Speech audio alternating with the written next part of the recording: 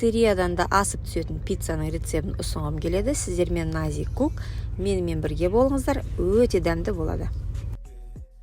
Алдымен қамырын еліп аламыз. Жылы суға ашытқы, тұз, қант, зәйтүн майын қосып, илеуіштен ұнды өткізіп, жұмсақ қамыр илейміз. Қамырымыз көтерілгенше 1 сағатқа демалдырып қойайық. Оған дейін пиццаға арналған соусымызды және салмасын дайындаймыз. 2 үлкен қызанақты қайнаған суға 5-10 минут қойып қойыңыз, сонда қабығы тез аршылады. Енді блендерден өткізіп алыңыз.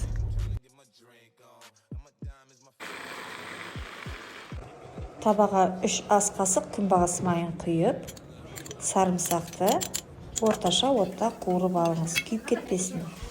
Содан кейін қызанағымызды құямыз, паприка саламыз, орегано, шым-шым тұз салып, араластырып,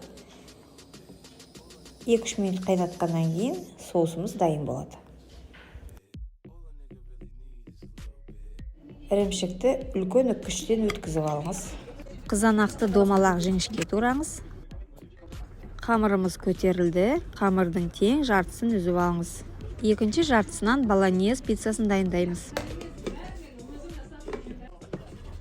Табамды майладым. Енді қамырымды қолмен жаям, немесе оқтаумен де жаюға болады. Қазір маргарита пиццасын жасаймыз. Соустың жартысын құйыңыз.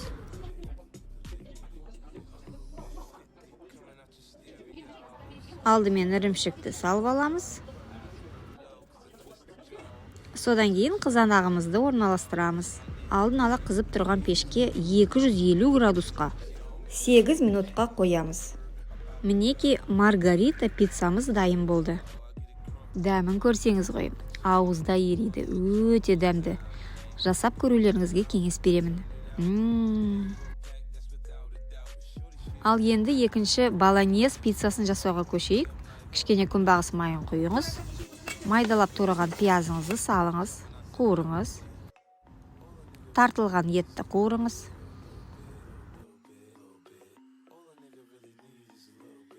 Дәмдеуіштер салыңыз, паприка. Тәтті чилиден салып жіберіңіз. Тұздаңыз. 1 қасық кетчуп салсаңыз болады. Болонез салмасы дайын болды. Табаны майлаймыз, қамырымызды саламыз, қолмен жаямыз.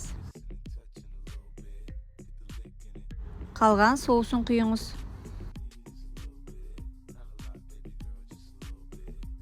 Болонез етті саламыз.